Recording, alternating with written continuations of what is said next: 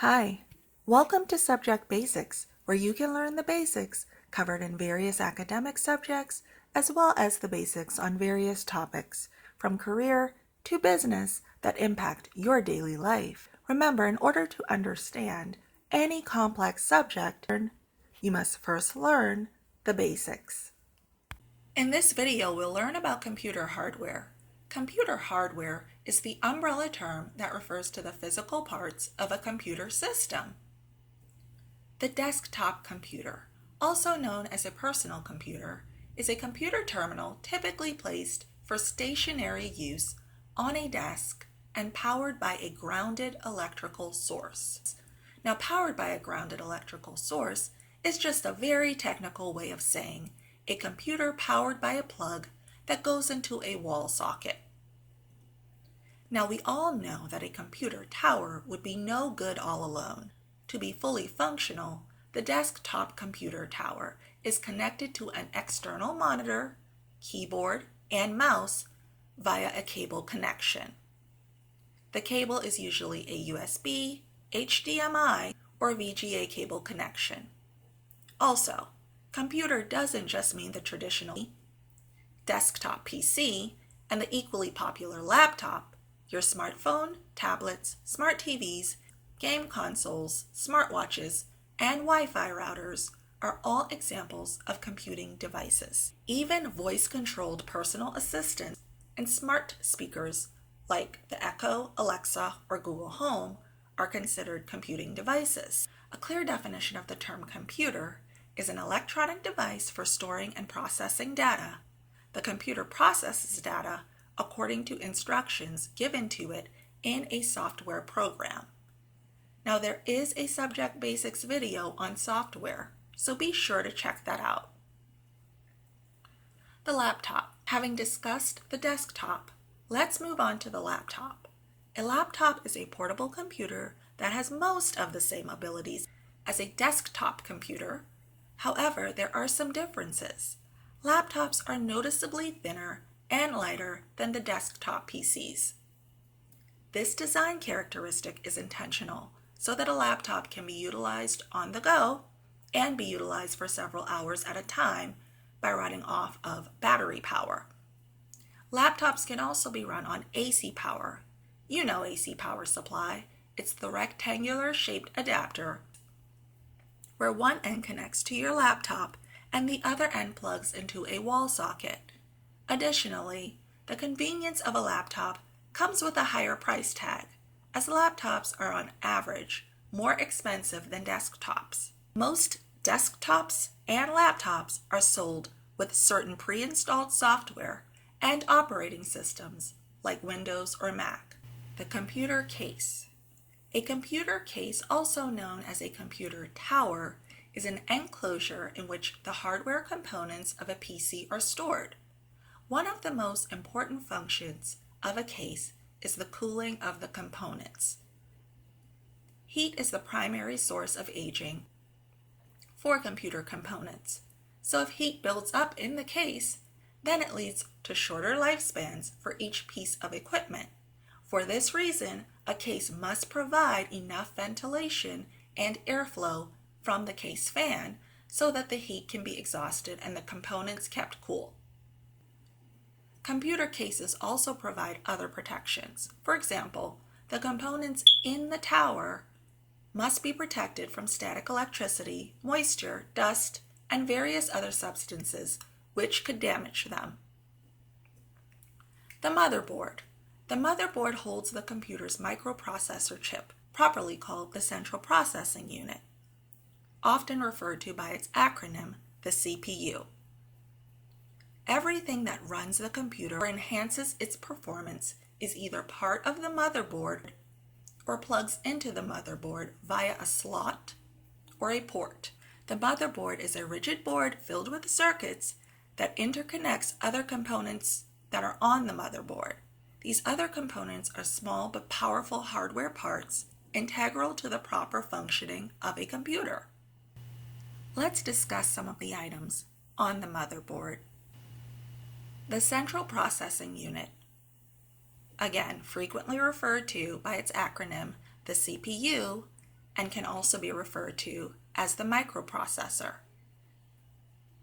As stated earlier, it is on the motherboard. This flat silicon plate with transistors attached fetches, decodes, and executes program software instructions. It is the job of the CPU, which is controlling the computer, to fetch a program, which are software instructions, from the memory, decode the instructions, and then carry out any action that might be needed, which is the execution process. It is the responsibility of the CPU in the computer to carry out fetch, decode, execute cycle over and over again, operating from the instructions it obtains from the main memory chipset. There are actually two parts to the CPU. The ALU, also known as the Arithmetic Logic Unit, and the Control Unit. The Arithmetic Logic Unit performs arithmetic operations such as addition and subtraction, as well as logical operations such as comparing two values. The Control Unit deciphers and carries out instructions. The system clock. The system clock is an electrical pulse generator located on the motherboard that sends out a pulse of electricity at regular intervals. The electronic components of the computer need these electric pulses from the system clock in order to perform work. The more pulses sent out by the system clock, the faster the computer. Buses. The internal bus connects all the internal components of a computer, such as the CPU and memory, to the motherboard. Bus lines can be thought of as electrical data roadways, or even simply as wires, through which bits of information are transmitted between the CPU and other components. The bus contains multiple wires that contain addressing information that describe the memory location of where the data is being sent or where it is being retrieved. All computers utilize two bus types: an internal bus or local bus, and an external bus, also called the expansion bus. Random access memory, frequently referred to by its acronym RAM, is the computer's short-term memory and is made up of a chip that stores the code and data that are being actively accessed by the CPU. For example, when you download and install a software program, it is stored in RAM. Read-only memory, frequently referred to by its acronym ROM, is non-volatile memory, and non-volatile memory is simply a technical way of saying permanent memory. ROM contains instructions for booting the computer, also known as loading the operating system when the computer starts up. The hard disk drive. The hard disk drive, located inside the computer, is a secondary storage device made up of magnetic disks, sometimes called platters, that are rotating at high speeds. The data is stored in a very orderly pattern on each platter. The operating system software is stored on the hard disk. Hard drives use something called a read-write head, which is basically a magnet to read information from and write or install information to tracks on a platter. An example of information written to the hard disk is system software, for example, the operating system. Flash drive.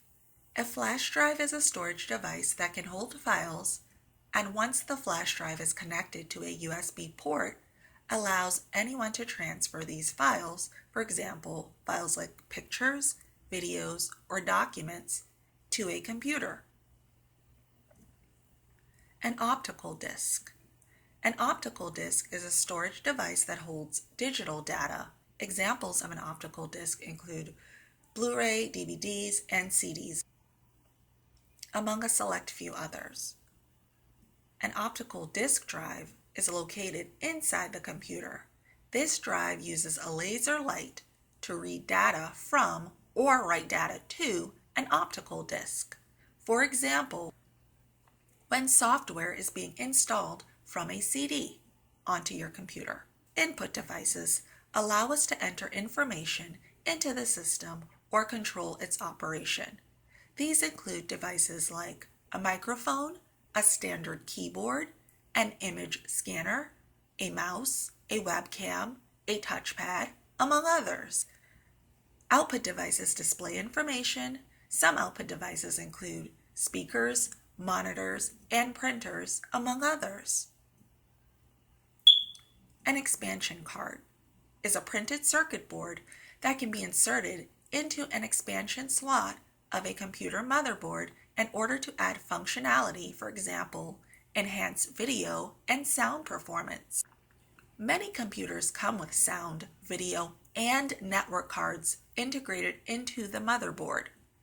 We know that the sound and video card refer to the sound and video features on a computer. However, a network card is related to sending information over a network cable. And we know that network cables are used to hook up a computer to a local area network or to an internet service provider via a cable modem or DSL in order to access the internet. A modem or broadband modem is a hardware device that connects a computer or router to a broadband network. Many devices are connected to a computer using cables. There are two main classes of computer cables: data cables and power cables. A power cable is any cable that powers the computer. It is composed of one or more wires that allow for the transmission of power or data between devices. A data cable is a cable that provides communication between devices. For example, the data cable that connects your monitor to your computer tower and allows your computer to display a picture on the monitor.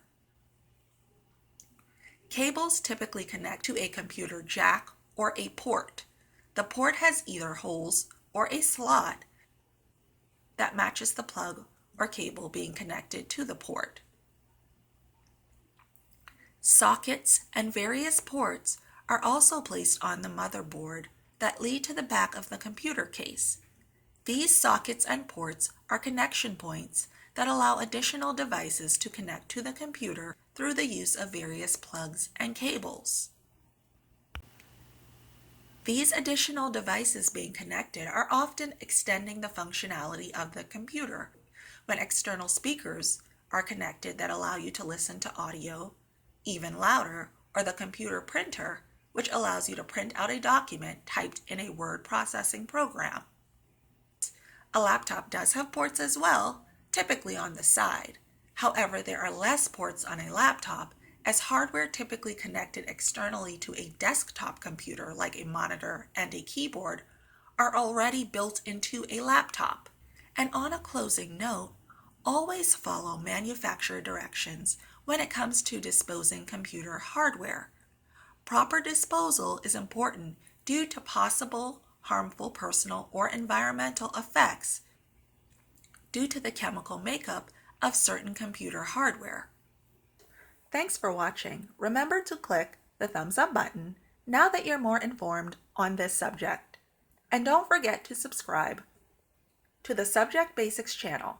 Remember, in order to understand any complex subject, you must first learn the basics.